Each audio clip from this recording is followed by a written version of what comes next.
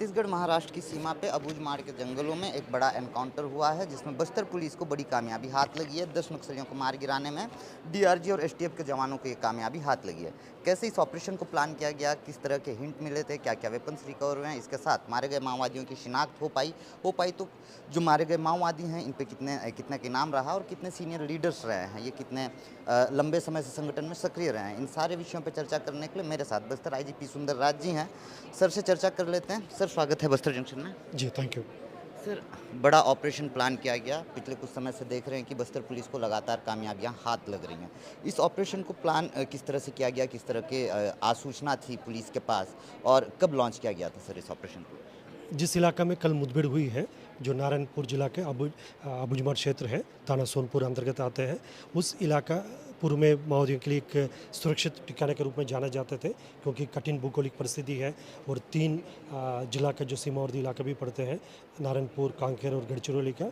इसके फ़ायदा उठाकर माओवादी द्वारा अपने एक सेफ शेल्टर के रूप में इसको अभी तक इस्तेमाल करते आ रहे हैं। उसी को देखते हुए विगत महीनों में लगातार इनकी इलाका में भी ऑपरेशन संचालित किए गए थे, जिसके परिणाम काफ़ी अच्छा रहा। और खासतौर पर कल की अभियान के दौरान प्रतिबंधित एवं गैरकानूनी सीपीओ संगठन की सीनियर माओवादी कैडर की उपस्थिति के आज सूचना पर अभियान संचालित किए गए थे, जिसमें मुठभेड़ के पश्चात सर्चिंग के दौरान कुल 10 माओवादी कैडर का डेड बॉडी बरामद की गई थी। उनमें 3 महिला माओवादी भी है।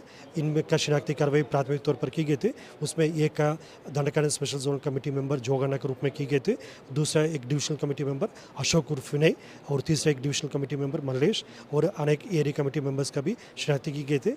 इन सभी माओवादियों का यदि राज्यवार यदि विवरण देखा जाए तो कुल 3 माओवादी कैडर तेलंगाना का रहने वाला है, जैसा दंडकांड स्पेशल जोन कमेटी मेंबर जोगन्ना, एक डिविजनल कमेटी मेंबर अशोक उर्फ विनय और तीसरे एक पार्टी मेंबर सुष्मिता, ये तीनों तेलंगाना राज्य के रहने वाला।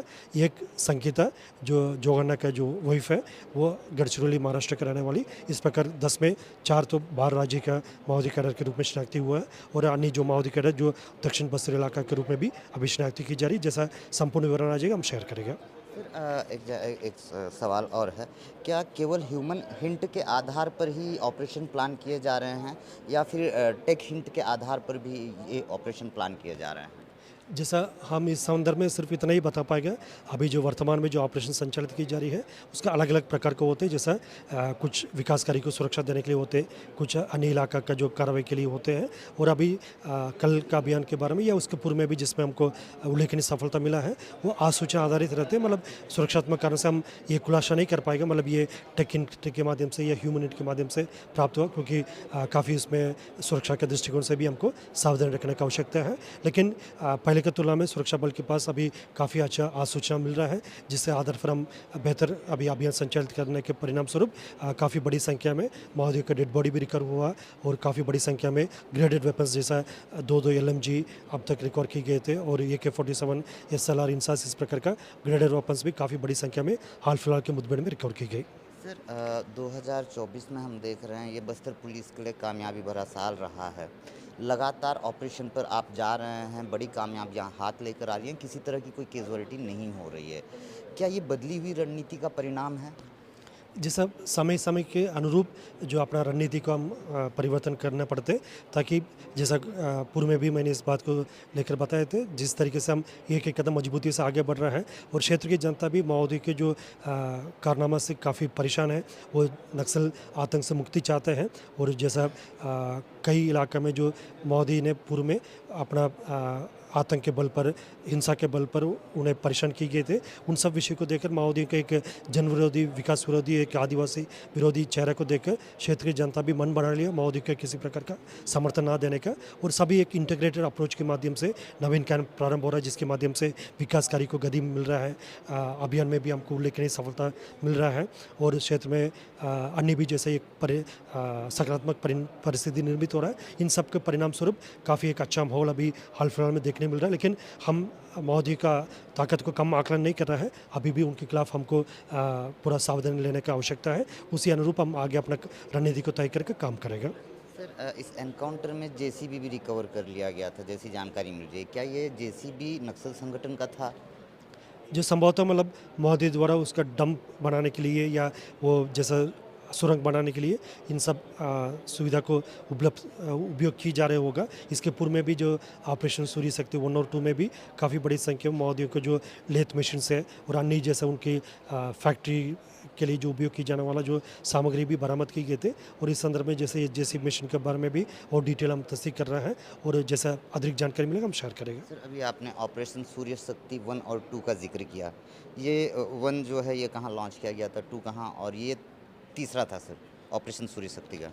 ये सभी सूर्य शक्ति अभियान जो अबुझमाड़ क्षेत्र में लॉन्च किए गए थे, जिसके पूर्व में भी जैसा जनवरी और फरवरी महीने में भी अनेक माओवादियों के जो हाइडोट्स का सुरक्षा बल खासतौर पर एसटीएफ का अभियान रहा। उसमें उनका सुरक्षा बल द्वारा जो माओवादियों को हाइडोट को रेड किया था, उनके काफ़ी बड़ी डम्प्स को, टनल्स को भी डिस्ट्रॉय किए गए थे, उनके जो सामग्री भी बरामद की गई थे। लेकिन उन अभियान में हमें जैसा माओवादी का डेड बॉडी रिकवर नहीं कर पाए थे, लेकिन जो कल वाला अभियान में 10 माओवादी की डेड बॉडी भी रिकवर की गए थे और काफ़ी बड़ी संख्या में वेपन्स भी रिकवर किए गए थे। निश्चित रूप से इसमें सुरक्षा बल की मनोबल बढ़ेगा और साथ साथ माओवादियों को भी मनोबल गिरेगा।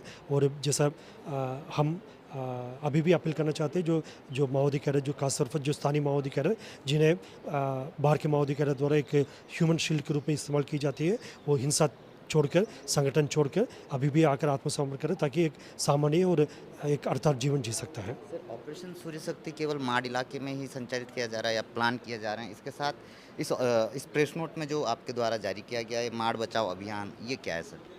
जी साहब, लगातार अबुझमाड़ इलाका को मुख्य धारा से जोड़ने के लिए उस इलाके का जो माओवादी का जो हाइडआउट का एक वातावरण था उसको समाप्त करने के लिए जो नारायणपुर डीआरजी द्वारा और इधर तैनात आईटीबीपी बीएसएफ द्वारा भी कार्रवाई की जा रही थी और साथ साथ एसटीएफ का भी अनेक अभियान संचालित किए गए थे।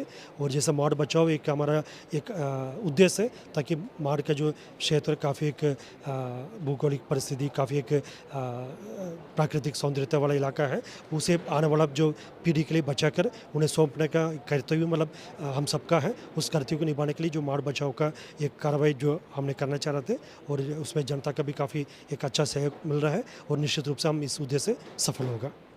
सर, आखिरी सवाल कर लें सर। सर, पुजारी कांकेर में जो एनकाउंटर हुआ था, ग्रेहाउंड के जवान आए थे और सीआरसी मेंबर सागर की इसमें मौत हुई थी, उस एनकाउंटर में भी एलएमजी रिकवर कर लिया गया था।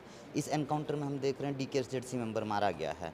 ये बड़े लीडर्स हैं सर, 25-25 लाख के इनामी नक्सली हैं, बाकी 8 लाख के इनामी जो नक्सली हैं डिविजनल कमेटी मेंबर, ये भी कम बड़े नहीं होते। लेकिन जब हम तुलनात्मक दृष्टिकोण से देखें डीके और सीआरसी मेंबर्स के साथ, तो ऐसे नक्सल लीडर का मारा जाना ये नक्सलियों के लिए कितनी बड़ी क्षति के रूप में पुलिस देखती है सर?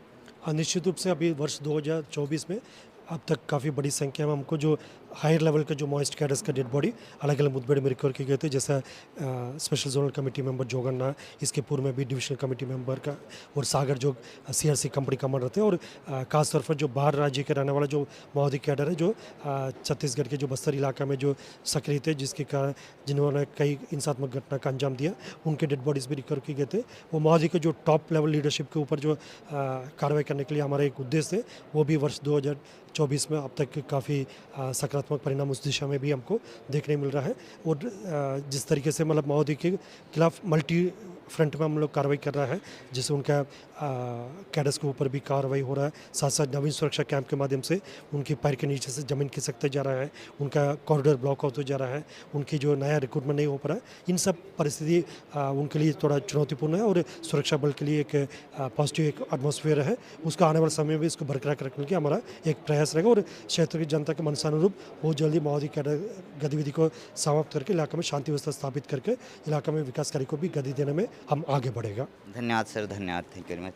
तो आईजी पी सुंदरराज जी थे जो ये बता रहे हैं कि लगातार ऑपरेशंस चलाए जा रहे हैं और पुलिस को बड़ी कामयाबी हाथ लग रही है। आपको बता दें कि जनवरी 2024 से लेकर अब तक बस्तर में हुए अलग अलग एनकाउंटर्स में 91 माओवादियों को मार गिराने में बस्तर पुलिस को कामयाबी हाथ लगी है। ये जो वेपन्स आप देख पा रहे हैं ये उस एनकाउंटर में रिकवर किए गए हैं जो नारायणपुर ज़िले के कोकमेट्टा के जंगलों में, सोनपुर थाना क्षेत्र कोकमेट्टा के जंगलों में 28 तारीख की सुबह डीआरजी और एसटीएफ के करीब 900 जवानों की जो टुकड़ी है वो उस इलाके में निकली थी और 28 तारीख से वो जब 30 तारीख सुबह यानी कि तीसरे दिन कोकमेट्टा के जंगलों में पहुंचते हैं और इसी दौरान माओवादियों और पुलिस के बीच एक बड़ा एनकाउंटर होता है और जिसमें ये बड़े नक्सल लीडर मारे जाते हैं, जिनमें सबसे बड़े जो नक्सल लीडर जैसी जानकारी दी जा रही है, DKSZC मेंबर रहे हैं, और DKSZC मेंबर का मारा जाना नक्सल संगठन के लिए बड़ा नुकसान है, बड़ा आघात नक्सल संगठन को पहुंचा है।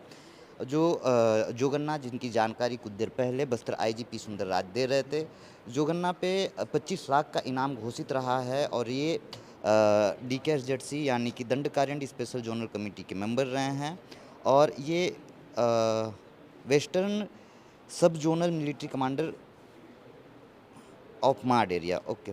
और इन पे पूरे 194 क्रिमिनल केसेस रहे हैं। ये बड़ा मामला है। 64 वर्षीय युवा 64 वर्षीय ये रहे हैं। इसके साथ ये प्रेस नोट जो पुलिस द्वारा जारी की गई है, इसे भी आप देख लीजिएगा। ये पुलिस द्वारा जारी किया गया प्रेस नोट है, जिसमें मारे गए नक्सलियों 10 नक्सलियों में से 8 की शिनाख्त की कार्रवाई पुलिस ने पूरी कर ली है, और ये उनसे जुड़ी हुई जानकारियां हैं जो पुलिस ने पत्रकारों के माध्यम से आप तक पहुंचाने की कोशिश की है, और ये वो तमाम जानकारी है। तो इस तरह से एक बड़ा ऑपरेशन प्लान किया गया था, और लगातार एक के बाद एक नक्सल संगठन को झटके लग रहे हैं। एक झटके से उभर पाए नक्सल संगठन, इसके ठीक बाद जो है दूसरा झटका लग रहा है, और इस तरह से बड़े ऑपरेशन प्लान किए जा रहे हैं। हालांकि ये जो ऑपरेशन प्लान किए जा रहे हैं, ये केवल ह्यूमन हिंट के आधार पर प्लान किए जा रहे हैं, या टेक हिंट पे प्लान किए जा रहे हैं, इस पे स्पष्ट रूप से पुलिस कुछ भी नहीं कह रही है, क्योंकि उन्हें अपनी गोपनीयता बनाए रखनी है। लिहाजा उस गोपनीयता को बरकरार रखते हुए वो इसकी जानकारी नहीं दे रहे हैं। बहरहाल मुझको लगा कि नारायणपुर ज़िले में हुए इस बड़े एनकाउंटर की जानकारी बस्तर जंक्शन के दर्शकों के माध्यम से आप तक पहुंचाऊं, तो मैं नारायणपुर पहुंचा और बस्तर IGP सुंदरराज के साथ पुलिस द्वारा दी गई तमाम उन जानकारियों को आप तक पहुंचाया है। बताइएगा ज़रूर कि बस्तर IGP सुंदरराज द्वारा जो जानकारी आप तक साझा की गई है कि ऑपरेशन किस तरह से प्लान किए जा रहे हैं, और किस तरह से नक्सल पे बड़ा आघात पहुंच रहा है, और नक्सलियों को बड़ा नुकसान उठाना पड़ रहा है। इसके साथ आपको लगता है कि इस तरह की चर्चा है जो बस्तर में जो कुछ बदल रहा है, जिस तरीके से एंटी नक्सल ऑपरेशन में तेज़ी देखने को मिल रही है, आक्रामकता देखने को मिल रही है, इस पे जो लगातार स्टोरीज़ हो रहे हैं, अगर आपको लगता है कि ऐसी स्टोरी दिखाई बताई जानी चाहिए और चैनल पर नया है तो इसे सब्सक्राइब ज़रूर कर लीजिएगा। धन्यवाद।